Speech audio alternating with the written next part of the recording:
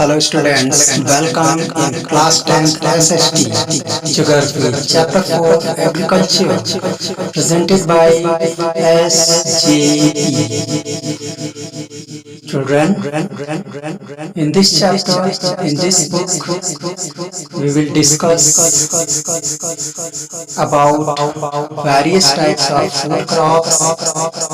Along with that, non-food crops will also be discussed, and we will also introduce various types of programs launched by Government of India to develop the national economy. Children, this is very important thing. Hello students, myself as JP. Welcome to class 10th SST Geography. Today we are going to discuss very important topic of the chapter Agriculture. My topic is non-food crops. Let us discuss word by word.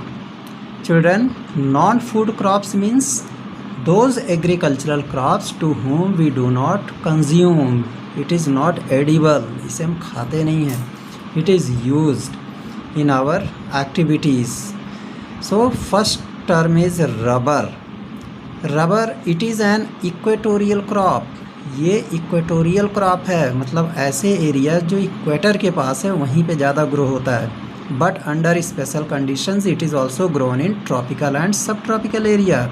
अगर conditions special हों, अगर वहाँ सारे arrangements हों, तो हमारा जो है ये रबर क्रॉप ट्रॉपिकल और सब ट्रॉपिकल एरिया में भी ग्रो कराया जा सकता है. It requires moist and humid climate with rainfall of more than 200 centimetre. इसे नमी वाला क्लाइमेट चाहिए जहाँ पे गीलापन हो, नमी हो, और वहाँ पे रेनफॉल भी जो है 200 सेंटीमीटर से अधिक हो, और टेम्परेचर 25 डिग्री सेल्सियस से ऊपर होना चाहिए. अगर ऐसी कंडीशन डेवलप होती है तो हम जो है ट्रॉपिकल और सब ट्रॉपिकल एरिया में भी इसको उगा सकते हैं, नहीं तो इक्वेटोरियल एरिया में तो ये सिचुएशन मिल ही जाती है. सो rubber is an important industrial raw material. It is mainly grown in Kerala. India का जो एक बहुत ही इम्पॉर्टेंट इंडस्ट्रियल रॉ मटेरियल है, इंडस्ट्री में इसका यूज़ होता है, और ये ख़ास तौर से जो है केरला में ग्रो होता है. सबसे ज़्यादा केरला में, तमिलनाडु, कर्नाटका, अंडमान एंड निकोबार आइलैंड और गैरो हिल्स ऑफ मेघालय. मेघालय में जो गैरो हिल्स है वहाँ भी रबर का प्रोडक्शन होता है, वहाँ भी रबर की खेती होती है. इसी तरीके से तमिलनाडु, कर्नाटका और अंडमान एंड निकोबार आइलैंड में तो होता ही है. So in 2012-13 India ranked 4th among the world's natural rubber producer. 2012-13 के डाटा के अकॉर्डिंग इंडिया का 4th रैंक था पूरी दुनिया में नेचुरल रबर प्रोडक्शन करने के मामले में. Let us discuss an activity. He is asking let's list the items which are made of rubber and are used by us. So we can easily describe that some items made by rubber and used by us can be automobile tires and tubes. It may be conveyor belts used in industries. It may be insulating mats. It may be footwear. It may be gloves. It may be toys. It may be erasers what we use. It may be balls, and it may be tools and equipments. So these items can be listed. Now let us discuss consumption of natural rubber according to 2010-11, and this is brought from the source Statistics and Planning Department. And it has this is a Statistics and Planning Department rubber board, Kottayam. It is located in Kerala. So we can find out its consumption, उसका खपत कहाँ कहाँ पे है, किस किस variety का कितना % इसका खपत है, कंजम्पशन है, हम लोग किस क्षेत्र में उसको यूज़ करते हैं. 2010-11 के अकॉर्डिंग हम देखते हैं कि ये जो हमारा डार्क ग्रीन पोर्शन है, this is the largest portion. और ये हमारा 62.2% है टोटल रबर प्रोडक्शन का। तो ये जो हमारा रबर प्रोड्यूस होता है 62.2%, ये ऑटो टायर्स एंड ट्यूब्स में यूज़ होता है। जितने हमारे automobiles, trucks, car and various types of automobiles, 2 wheelers, 3 wheelers, हर जगह इसका इस्तेमाल है। उसके बाद अगर आता है तो ये आपका जो है डार्क रेड ब्रिक कलर, ये आपका 9.2% शो कर रहा है यहाँ पे, यानी कि ये हमारे साइकिल के टायर और ट्यूब के रूप में इसका प्रोडक्शन होता है और उसमें यूज़ होता है। और उसके बाद नंबर आता है तो वो है हमारा ये येलो कलर में, जो कि 6.6% है, और ये फुटवियर जो हम लोग जूता चप्पल पहनते हैं उसमें यूज़ होता है।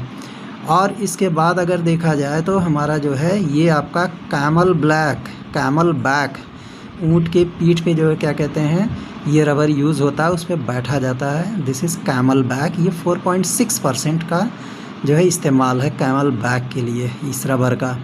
और 4.6% ये जो है हमारा बेल्ट्स एंड होजेस, जो हम लोग बेल्ट लगाते हैं पैंट में, और जो पाइप होती है जिससे हम लोग गार्डन वगैरह में पानी देते हैं, होजेस, बड़े बड़े गार्डन्स, लॉन्स में, उसमें यूज़ होता है।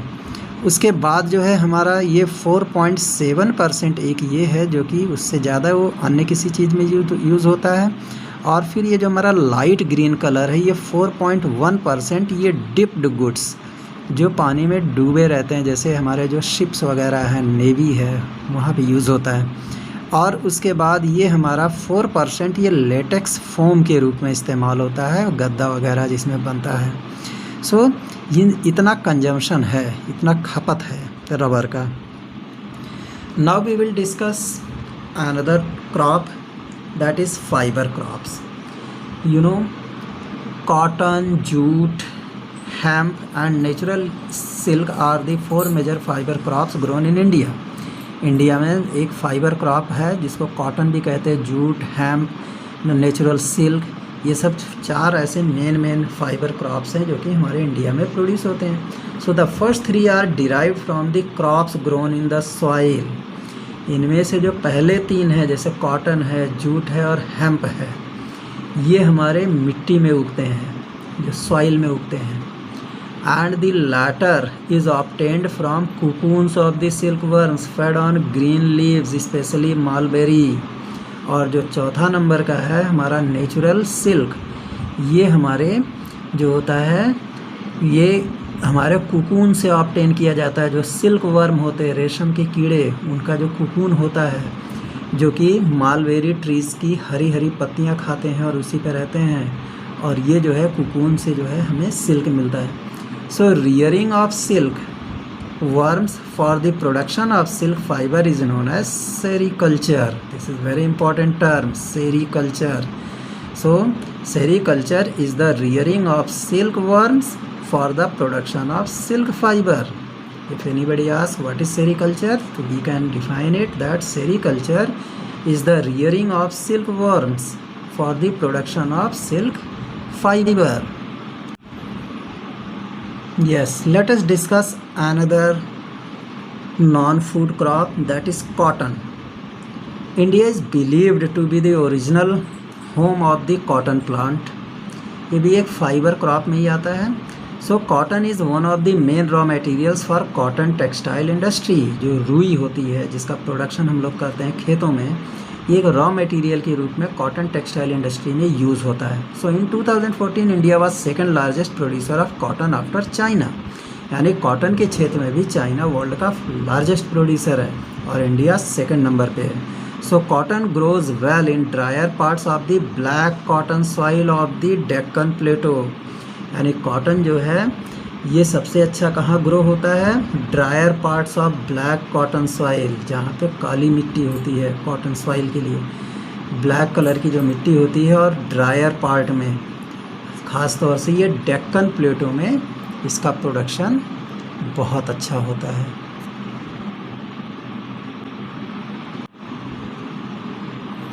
Well this picture shows cotton cultivation. Cotton की कैसे खेती होती है। ये नीचे ब्लैक सॉइल है, इसमें कॉटन प्लांट्स है और उसके बॉल्स, कॉटन बॉल्स जो कि राइप कंडीशन में बने हुए हैं। It requires high temperature, light rainfall और irrigation, 210 frost free days and bright sunshine for its growth. Cotton के लिए सबसे बड़ी खासियत क्या है? टेम्परेचर हाई होना चाहिए, रेनफॉल हल्की होनी चाहिए, लाइट होना चाहिए, और इरिगेशन की सुविधा भी हो तो वो भी हल्की हो। और इसकी सबसे बड़ी खासियत है कि 210 फ्रॉस्ट फ्री डेज़, यानी 365 डेज़ में 210 डेज़ ऐसे होने चाहिए जब फ्रॉस्ट ना गिरे, यानी शीत नहीं पड़ना चाहिए। एंड ब्राइट सनशाइन चाहिए 210 डेज़ तक, खूब तेज़ धूप चाहिए। So it is a kharif crop and require 6 to 8 months to mature. ये खरीफ क्रॉप में आता है और 6 से 8 महीने लगते हैं इसको पकने में। So major cotton producing states are Maharashtra, Gujarat, Madhya Pradesh, Karnataka, Andhra Pradesh, Telangana, Tamil Nadu, Punjab, Haryana and UP. ये सारे के सारे स्टेट्स हमारे सबसे ज़्यादा कॉटन प्रोड्यूस करते हैं। Now we will talk about jute. Jute, it is also known as the golden crop. Jute हमारा क्या है? ये गोल्डन फाइबर के नाम से जाना जाता है। So jute grows well on well drained fertile soils in the flood plains where soils are renewed every year. Jute सबसे अच्छा ग्रो होता है ऐसे एरिया में जहाँ अक्सर क्या होता है, सॉइल एकदम फर्टाइल हो, वहाँ अक्सर जो है फ्लड प्लेन होना चाहिए, वहाँ बाढ़ आती रहनी चाहिए, और उसके बाद ताकि वहाँ पे एक अच्छी खासी सॉइल वहाँ पे डिपॉजिट हो सके, और ये हर साल रिन्यू होती रहती इसकी soil. So high temperature is required during the time of growth. Growth के टाइम में हाई टेम्परेचर चाहिए। West Bengal, Bihar, Assam, Orissa and Meghalaya are the major jute producing states. तो ये सारे के सारे हमारे जूट प्रोडक्शन के मामले में मेन स्टेट्स हैं। कौन कौन से? West Bengal, Bihar, Assam, Orissa and Meghalaya.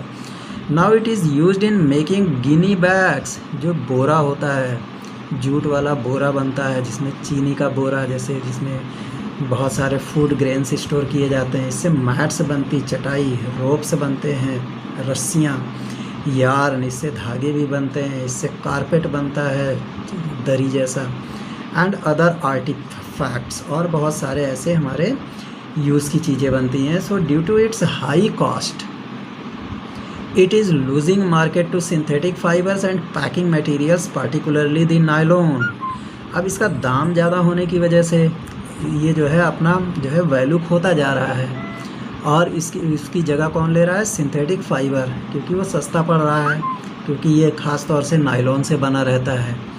In this way jute has also importance but it has some drawbacks because of its high cost.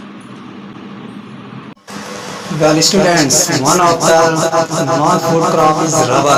Its features are, it is equatorial crop. It can also be grown in tropical and subtropical area under special conditions. It requires a hot and humid climate. Rainfall should be more than 200 centimeter and temperature above 25 degrees Celsius.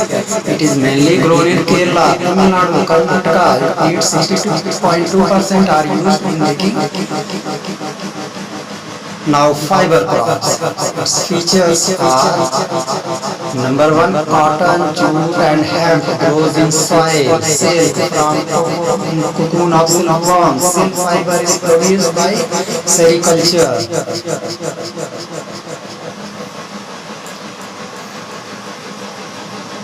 So these food crops are very important because they are important from a commercial point of view. Now cotton. Its features are: it is main raw material for textile industry. It grows well in black soil of Deccan Plateau. It requires high temperature, light rainfall, 210 frost-free days and bright sunshine are needed. 6 to 8 months are required to mature. Maharashtra, Gujarat, Madhya Pradesh, Karnataka Karnataka, Andhra Pradesh, etc. are major cotton producing states. Children, cotton is very important because it fulfill our fundamental needs. Now jute, it is known as a golden fiber. It needs well-drained fertile soil. It needs high temperature while growing. West Bengal, Bihar, Assam, Odisha and Meghalaya are major producer of jute. Guinea bags, mats, ropes, yarn, carpets are made from jute. They are very important from commercial point of view. Well students, let us discuss technological and institutional reforms. कौन कौन से हमारे सुधार हुए, technology में क्या सुधार हुआ और कैसे कैसे इंस्टीट्यूट्स हमारे डेवलप हुए, उनमें कैसे सुधार हुए. Now we will discuss about it. It was mentioned in the previous pages that agriculture has been practiced in India for thousands of years. हजारों साल से इंडिया में एग्रीकल्चर की जो है प्रथा चली आ रही है. लोग खेती बाड़ी करते हैं. Sustained usages of land without compatible techno institutional changes have hindered the pace of agricultural development. हमने जो सस्टेनेबल डेवलपमेंट को जो है उस पर जोर दिया, जिसकी वजह से क्या है कि हमारा जो टेक्नो इंस्टीट्यूशनल चेंजेस हुए, जो हमारी टेक्नोलॉजी बदली, इंस्टीट्यूशंस इस्टेब्लिश हुए, इसने जो है एग्रीकल्चरल डेवलपमेंट की जो रफ्तार है, पेस है, उसको धीमा कर दिया. In spite of development of sources of irrigation, most of the farmers in large parts of the country still depend upon monsoon and natural fertility in order to carry on their agriculture. ख़ास तौर से क्या है, development of sources of irrigation, जो हमारे सिंचाई के जो साधन हैं उनका जो विकास हुआ, उसकी बजाय the farmers in large parts of the country still depend upon monsoon. आज भी एक बड़े हिस्से में हमारी कंट्री में लोग मानसून पर ही निर्भर रहते हैं. And natural fertility in order to carry on their agriculture, और वो नेचुरल सॉइल फर्टिलिटी पे विश्वास करते हैं एग्रीकल्चर को अपना पूरा करने के लिए. For a growing population this possess a serious challenge. लेकिन बढ़ती हुई जनसंख्या, जो हमारी पॉपुलेशन ग्रो हो रही है, इसने हमारे सामने एक गंभीर चुनौती, एक सीरियस चैलेंज पेश किया है. So agriculture which provides livelihood for more than 60% of its population needs some serious technical and institutional reforms. यानी जो हमारी खेती बाड़ी है, जो आज हमारे 60% लोगों को उसने रोजी रोटी दे रखा है, 60% जनसंख्या को आज रोजी रोटी हमारे खेती बाड़ी से मिलती है. उनके लिए हमें किस बात की आवश्यकता है कि हमें एक टेक्निकल और इंस्टीट्यूशनल रिफॉर्म होना चाहिए, हमारी टेक्नोलॉजी में सुधार होना चाहिए और हमारे इंस्टीट्यूट्स डेवलप होने चाहिए. Thus collectivisation, consolidation of holdings, cooperation and abolition of zamindari etcetera were given priority to bring about institutional reforms in the country after independence. इस तरीके से जो कलेक्टिवाइजेशन था, लोगों के पास बहुत सारे खेत हो जाते थे. कंसोलिडेशन ऑफ होल्डिंग्स, जो हमारी जो है हमारे जो भी प्राइवेट प्रॉपर्टी थी उसको कंसोलिडेट किया गया, एक लिमिट बनाई गई. कोऑपरेशन, सहयोग, और ज़मींदारी प्रथा का जब से बहिष्कार हुआ तो they were given priority to bring about institutional reforms. इनको प्राथमिकता दी गई ताकि जो है यहाँ पे इंस्टीट्यूशनल रिफॉर्म्स हो सके, इंस्टीट्यूट्स बने और उसमें सुधार हो पूरी कंट्री में आज़ादी के बाद. So land reform was the main focus of our first 5 year plan. हमारी जो हमारा पहला फर्स्ट 5 ईयर प्लान था, उसका सबसे मेन फोकस किस पर था? लैंड रिफॉर्म, यानी ज़मीन में सुधार हो. So the right of inheritance had already led to fragmentation of land holdings necessitating consolidation of holdings. जो हमारी वसीयत की प्रथा है, जो हमारा क्या कहते हैं, मतलब जो है पैतृक संपत्ति का जो अधिकार है, इसकी वजह से जो है हमारे परिवार बटे, जिसकी वजह से हमारी लैंड होल्डिंग्स जो है छोटे छोटे खंडों में विभाजित हो गई और इस तरीके से हमारा जो लैंड होल्डिंग्स है वो कंसोलिडेट हो गया, लोगों के पास कम कम ज़मीनें हो गई. So the laws of land reforms were enacted but the implementations was lacking और ल्यूकवर्म, यानी हमारा क्या था, जो हमारे लॉज बने, कानून तो बने रिफॉर्म के लिए, लैंड रिफॉर्म के लिए हमारे लॉज बने, और इसके साथ साथ जो है इसको इम्प्लीमेंट भी कराया गया, लेकिन इसमें कुछ कमियां रह गई, कुछ जो है मतलब इसमें जो है लोगों के अनुसार, आवश्यकता के अनुसार उनको लैंड रिफॉर्म नहीं मिल पाया. So the government of India embarked upon introducing agricultural reforms to improve Indian agriculture in the 1960s and 1970. इसलिए इंडियन गवर्नमेंट उसने क्या किया, एग्रीकल्चरल रिफॉर्म को इंट्रोड्यूस करने के लिए, उसको लोगों के बीच में लाने के लिए उन्होंने इंडियन एग्रीकल्चर को सुधारा. 1960 से 1970 के बीच में हमारा इंडियन एग्रीकल्चर काफ़ी इम्प्रूव हुआ. So the green revolution based on the use of package technology and white revolution were some of the strategies initiated to improve the lot of Indian agriculture. तो हमारा जो ग्रीन रेवोल्यूशन था, जो कि package technology के use पर based था, और एक जो वाइट रेवोल्यूशन यानी ऑपरेशन फ्लड को ही वाइट रेवोल्यूशन भी कहते हैं, यानी दूध की वृद्धि की गई. और ये सब जो हमारे जो है स्ट्रेटजीज़ थी, जो नीति मतलब जो हमारे जो करने के तरीके थे, इसने क्या किया, हमारे इंडियन एग्रीकल्चर को काफ़ी इम्प्रूवमेंट दिलाया. मतलब हमारा इंडियन एग्रीकल्चरल एक्टिविटी काफ़ी इम्प्रूव हुआ, उसका आरंभ हुआ. But this too led to the concentration of development in few hands. लेकिन ये भी क्या हुआ,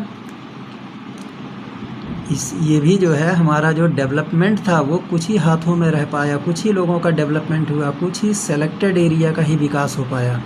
Therefore, in 1980s and 1990s, a comprehensive land development program was initiated.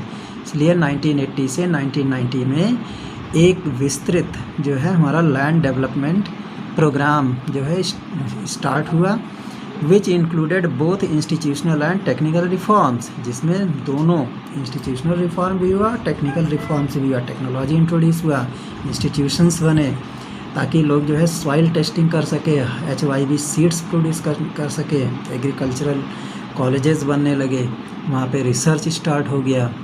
बड़े बड़े एग्रीकल्चर साइंटिस्ट वो जो है तरह तरह की वेराइटीज़ पे रिसर्च करने लगे. So provisions for crops insurance against drought, flood, a cyclone, fire and disease, establishment of Gramin banks, cooperative societies and banks for providing loan facilities to the farmers at lower rate of interest were some important steps in this direction. इस तरीके से हम क्या देख सकते हैं, हमारे जो फसल बीमा है, जैसे कभी कभी सूखा पड़ जाता है तो फसल ख़राब हो जाती है, तो गवर्नमेंट ने एक नया रिफॉर्म किया जिसका नाम था क्रॉप इंश्योरेंस, फसल बीमा. फ्लड, बाढ़ की वजह से, साइक्लोन की वजह से, या फायर की वजह से, या डिजीज़ की वजह से जो है ये सब हमारे जो है इस तरह की प्रॉब्लम्स आ जाती हमारे फसलों को. इसलिए जो है गवर्नमेंट ने क्रॉप इंश्योरेंस यानी फसल बीमा स्टार्ट किया. गवर्नमेंट ने ग्रामीण बैंक्स इस्टेब्लिश किए ताकि जो है ग्रामीण क्षेत्रों के लोगों को भी जो है लोन मिल सके. Cooperative societies and banks for providing loan facilities to the farmers at lower rates of interest were some important steps in this direction. इस तरीके से कोऑपरेटिव सोसाइटी बनी, बैंक ने जो है लोन फैसिलिटी प्रोवाइड की, और इस तरीके से फार्मर्स को, किसानों को कम ब्याज पर जो है लोन मिलने लगे, और कुछ ही इम्पॉर्टेंट स्टेप्स वगैरह यूज़ हुए इसमें. वेल स्टूडेंट्स, किसान क्रेडिट कार्ड KCC जिसे कहा जाता है, पर्सनल एक्सीडेंटल इंश्योरेंस स्कीम, ये कुछ इंडिया की तरफ से, इंडियन गवर्नमेंट की तरफ से ये कुछ स्कीम जो है उसका शुभारंभ किया गया, और इसका बेनिफिट, इसका फ़ायदा जो है किसानों को मिल रहा है. Moreover special weather bulletins and agricultural programmes for farmers were introduced. और इस तरीके से हर रोज़ किसानों के लिए एक न्यूज़ बुलेटिन जो है प्रसारित किया जाता है. और इसके साथ साथ जो है फार्मर्स के लिए कुछ एग्रीकल्चरल प्रोग्राम स्टार्ट किए गए हैं रेडियो और TV पे. The government also announces minimum support price. सरकार जो है मिनिमम सपोर्ट प्राइस भी अनाउंस करती है ताकि किसानों को प्रोत्साहन मिले और अधिक मेहनत से जो है अपने क्रॉप को प्रोड्यूस करें. और remunerative and procurement prices for important crops भी दिए जाते हैं, यानी कि उनको एडवांस में पैसा दिया जाता है. और उसमें अगर कोई नुकसान ना हो उसके लिए भी पहले से एडवांस में पैसा मिल जाता है इम्पोर्टेंट क्रॉप्स के लिए।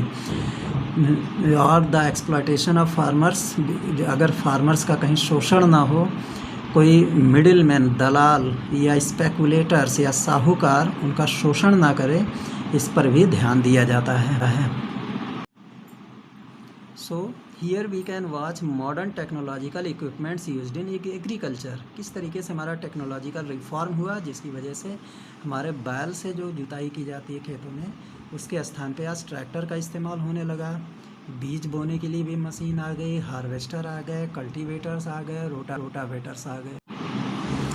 Well students, late us discuss another source of information, Bhoodan, Gramdan. Mahatma Gandhi declared Vinoba Bhave as his spiritual hear. Mahatma Gandhi ने आचार्य विनोबा भावे को अपना जो है उत्तराधिकारी घोषित किया। He also participated in satyagraha as one of the foremost satyagrahis.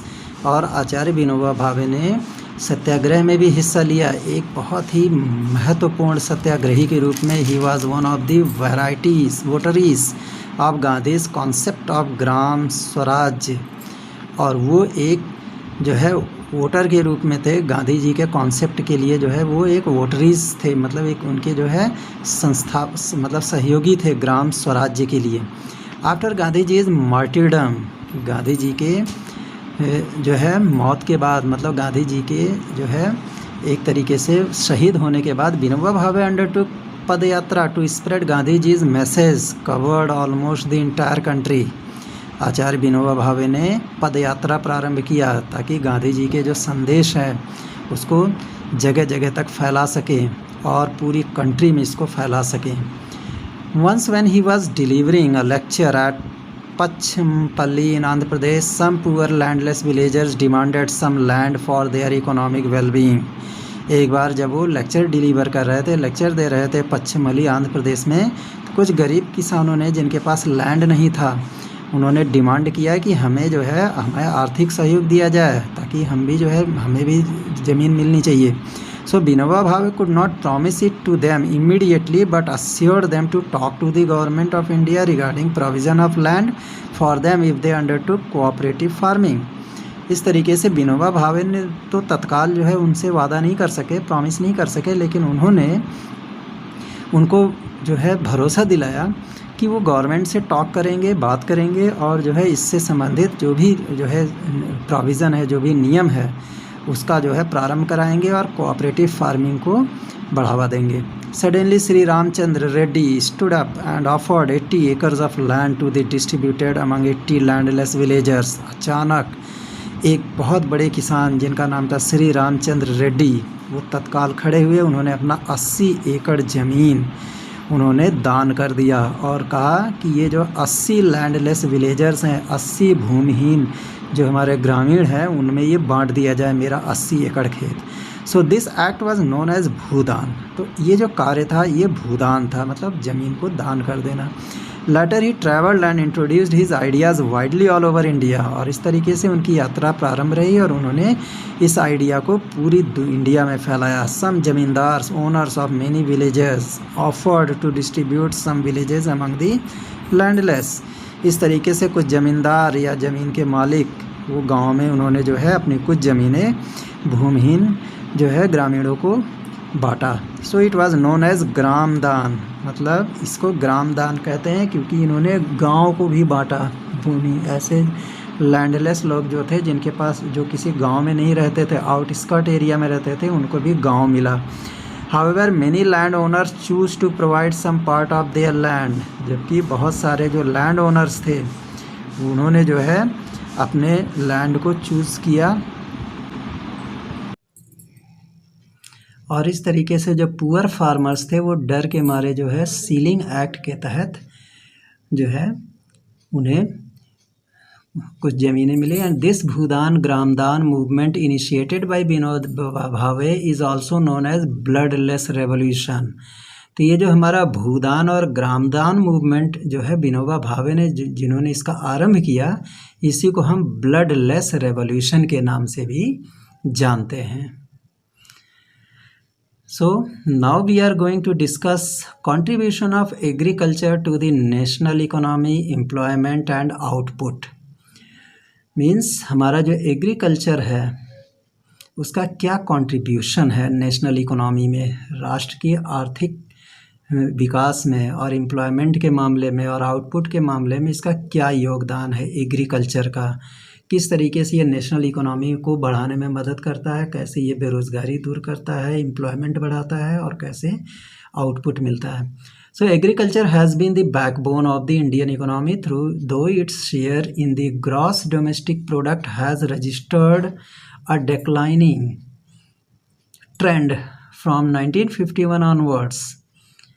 जैसा कि एग्रीकल्चर हमारा जो है बैकबोन है, इंडिया की इकोनॉमी की रीढ़ की हड्डी है और ये जो है ये हमारा जो जीडीपी है उसमें इसका लार्जेस्ट शेयर है, लेकिन फिर भी उसमें काफ़ी कमी रिकॉर्ड की गई है 1951 के बाद. In 2010-11, about 52% of the total workforce was employed by the farm sector, which makes more than half of the Indian population dependent on agriculture for sustenance. तो 2010-11 के हिसाब से 52% हमारे जो है, जो हमारा टोटल वर्क है उसका 52% जो है ये हमारा वर्क फोर्स जो है हमारे खेती बाड़ी से जुड़ा हुआ है, खेती के सेक्टर से. एंड मोस्ट ऑफ द इनमें जितने भी हैं half of the Indian population जो है आज हमारे एग्रीकल्चर पर डिपेंड करती है जीवित रहने के लिए. So the declining share of agriculture in the GDP is matter of serious concern because any decline and stagnation in agriculture will lead to a decline in other spheres of the economy having wider implications for the society. तो हमारा जो है agriculture में जो agriculture का जो है हमारे जीडीपी में जो शेयर है वो गिरता जा रहा है और ये एक सीरियस कंसर्न है, एक सीरियस मामला है, एक गंभीर मामला है, क्योंकि कोई भी अगर हमारा जो है डिक्लाइन हो रहा है एग्रीकल्चरल एक्टिविटी यानी हमारा जीडीपी अगर गिर रहा है तो ये हमारे एग्रीकल्चर के स्टैग्नेशन की वजह से, क्योंकि एग्रीकल्चर को हम सही से नहीं कर पा रहे हैं. And it will lead to a decline in other spheres of the economy और इससे जो है हमारे इकोनॉमी के अन्य क्षेत्रों में भी डिक्लाइन होगा, कमी आएगी और इसकी वजह से हमारी सोसाइटी का जो बड़ा हिस्सा है उसके विकास में कमी आएगी. So considering the importance of agriculture in India, the government of India made concerted efforts to modernise agriculture. अगर हम एग्रीकल्चर के इम्पोर्टेंस को कंसीडर करें, देखें तो हमारी जो गवर्नमेंट ऑफ इंडिया ने बहुत सारे ऐसे प्रयास किए हैं बिना रुके हुए ताकि हमारा एग्रीकल्चरल सेक्टर मॉडर्नाइज हो सके. Establishment of Indian council of agricultural research ICAR, जिसका फुल फॉर्म है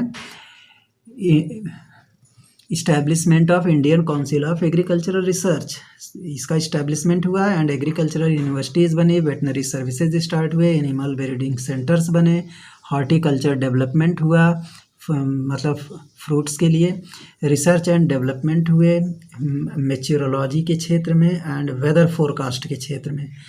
मतलब हमें पूर्वानुमान बताया गया मतलब वेदर का.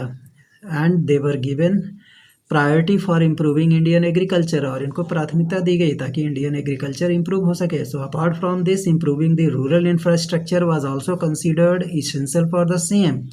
और इस तरीके से जो हमारा रूरल इंफ्रास्ट्रक्चर है, ग्रामीण क्षेत्र के जो हमारे बिल्डिंग्स हैं उसमें भी इम्प्रूवमेंट किया गया ताकि वो उनके लिए काफ़ी इसेंशियल हो सके. Let us discuss an activity. He is telling to find out why an Indian farmer does not want his son to become a farmer. एक इंडिया का जो किसान है वो अपने बच्चों को किसान नहीं बनने देना चाहता है. इसका कारण क्या है? तो it has many reasons. An Indian farmer will not want his son to become a farmer because the share of agriculture in India's GDP has been declining since 1950 and so farming has a bleak future in terms of income from it in future. यानी India का जो share है GDP में वो लगातार घटता जा रहा है 1950 के बाद और इसका जो भविष्य है, फ्यूचर है कि इनकम के मामले में वो एकदम गिरता चला जा रहा है. और दूसरी बात हो सकती है कि land reform laws have been enacted more than 40 years ago. 40 साल पहले लैंड रिफॉर्म एक्ट जो है हमारा जो है प्रारंभ हुआ, स्टार्ट हुआ, but their implementation is inadequate, लेकिन उसका क्रियान्वयन नहीं हो सका, उस पर लागू नहीं किया जा सका सही से। और इसकी वजह से जो है रिज़ल्ट क्या हुआ कि जो स्मॉल फार्मर्स हैं उनके कंडीशन में कोई सुधार नहीं हुआ। और उसके बाद exploitation bye middle man continues resulting in farmers not getting a remunerative price for their produce. और जितने भी दलाल लोग थे उन्होंने लोगों का शोषण किया, और इसका परिणाम क्या हुआ कि फार्मर्स को जो उगाते थे उनका उचित दाम नहीं मिलता था। और उसके बाद एक रीज़न हो सकता है irrigation infrastructure is still इनएडिक्वेट in many parts of the country.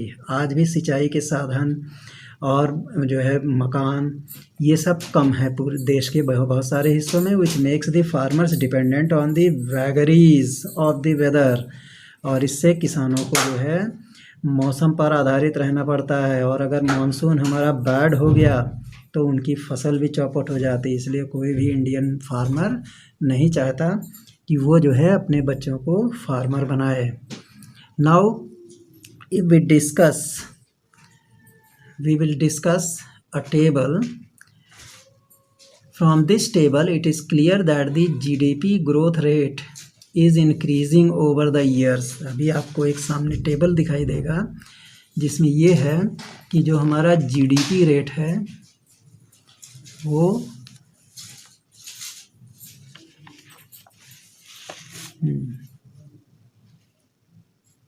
ये टेबल है India's growth rate of GDP and major sectors. इसमें एग्रीकल्चर 13-14 में 4.2, फिर जीडीपी हमारा माइनस हो गया 0.2, फिर 1.1 हो गया।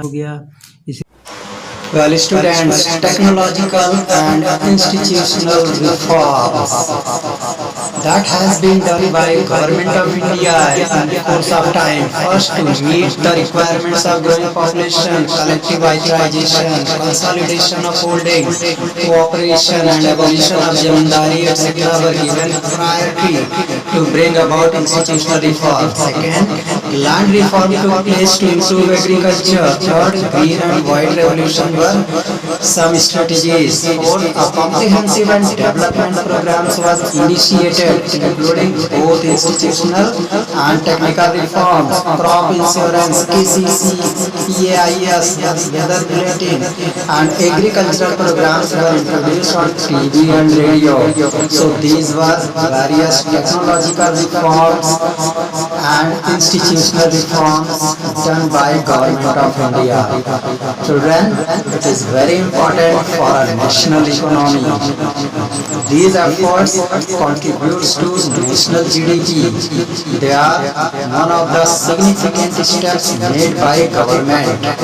Technological and institutional reforms, they cope up with growing population and development of the country. Country is developed when technology is introduced. Along with institutions should be reformed. They should reform so that scientific research should take place. Along with that, technology should run with shoulder to shoulder with the national development. When these requirements should be, it should tally with growing population, because demand increases while increasing population. It is very significant feature for the country, and there should be priority about institutional reforms. Land should be reformed, means land should be, its soil should be tested, it should be cultivated, various news bulletins should be telecast, and government is doing so.